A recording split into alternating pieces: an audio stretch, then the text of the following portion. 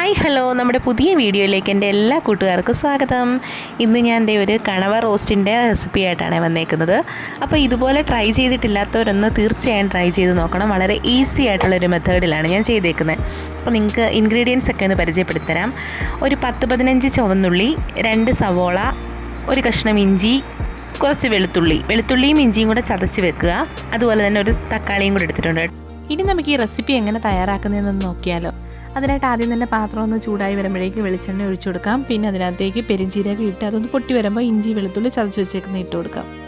ഇഞ്ചി വെളുത്തുള്ളിയൊക്കെ ചേർത്തതിന് ശേഷം നമുക്ക് ഇതിനകത്തേക്ക് ചുവന്നുള്ളി ചുവന്നുള്ളി ഒന്ന് വാടി വന്നപ്പോഴത്തേക്കും നമ്മൾ അതിലേക്ക് സവോളയും കൂടെ ചേർത്ത് നന്നായി ഇളക്കി യോജിപ്പിച്ചു കൊടുത്തു. സവോള ചേർക്കുന്ന സമയത്ത് നമുക്ക് എല്ലാവർക്കും അറിയുന്ന പോലെ ആവശ്യത്തിനുള്ള ഉപ്പും കൂടെ ചേർത്തിട്ടുണ്ടായിരുന്നു. കൂടെ തന്നെ 2 പച്ചമുളകും കൂടി ഇട്ട് കൊടുക്കുന്നുണ്ട്. ഇനി നമുക്ക് ഇതിനകത്തേക്ക് പൊടികളൊക്കെ ചേർത്ത് കൊടുക്കാം കേട്ടോ.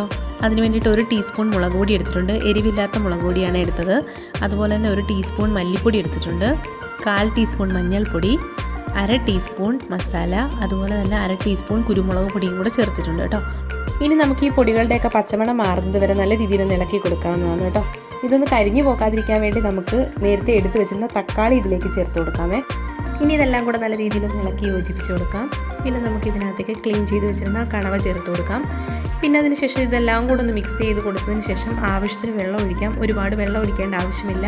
തക്കാളിയിലും കണവയിലും ആവശ്യത്തിലേറെ വെള്ളമുണ്ട്. അപ്പം ആ വെള്ളവും കൂടെ ഇതിനകത്ത് ചേരും എന്നുള്ളത് കൊണ്ട് വളരെ കുറച്ച് വെള്ളം മാത്രം ഒഴിച്ചിട്ട് നന്നായിട്ട് നമുക്ക് കുക്ക് ചെയ്തെടുക്കാം. പിന്നെ ഇതിനകത്ത് നമ്മൾ നേരത്തെ ഉപ്പ് ചേർത്തിട്ടുണ്ട്. അപ്പോൾ ആവശ്യത്തിന് കുറച്ചും കൂടി ഉപ്പ് ചേർത്തതിന് ശേഷം ഇളക്കി യോജിപ്പിച്ചിട്ട് അടച്ച് വെച്ച് നമുക്ക് വേവിക്കാം കേട്ടോ.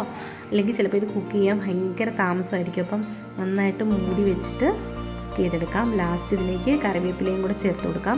പിന്നെ ഇതിൻ്റെ വെള്ളമൊക്കെ വറ്റിച്ച് ഈ ഒരു പരുവത്തിലെടുക്കാം. അപ്പോൾ ഈ റെസിപ്പി ഇഷ്ടമായ എല്ലാവരും ലൈക്ക് ചെയ്യണം.